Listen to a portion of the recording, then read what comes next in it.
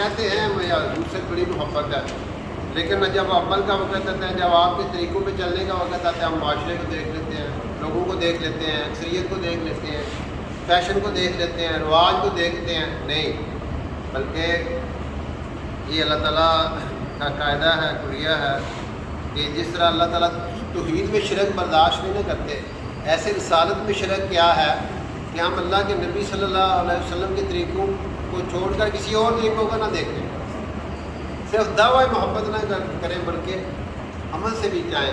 اس لیے ہمارے نبی علیہ السلام کی ایک سنت ہے، آپ داعی اللہ تھے، اور جو داعی اللہ ہوتا ہے، اللہ کی طرف بلانے والا ہوتا ہے، اس کے اندر خیر خواہی ہوتی ہے اور شفقت ہوتی ہے اور نرمی ہوتی ہے، اور ہر ایک کو وہ جہنم سے بچانا چاہتا ہے اور جنت میں لے کے جانا چاہتا ہے.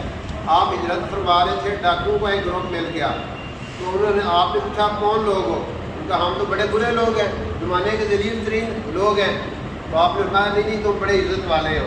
آپ نے کہا آپ کون ہیں جو ہمیں اچھا کہتے ہیں؟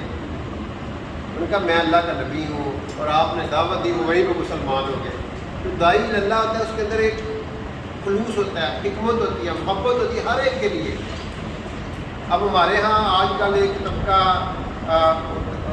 ڈیولپ ہو چکا ہے جنہیں لبرل کہتے ہیں، اور اب ایک بندہ لبرل ہے، آزاد ہے، آپ اس سے محبت سے اپنے قریب کریں، محبت سے اس کو سمجھانے کی کوشش کریں.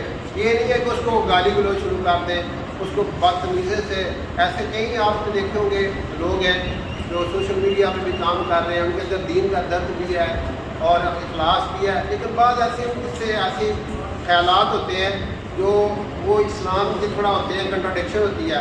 اب اس کا طریقہ یہ نہیں ہے کہ انہوں نے نگاہ کرنا شروع کر دیں، تجھے آئیں گے تجھے آئیں گے، بلکہ نہیں، حکمت یہ ہے، بصیرت یہ ہے کہ آپ ان کو قریب کریں.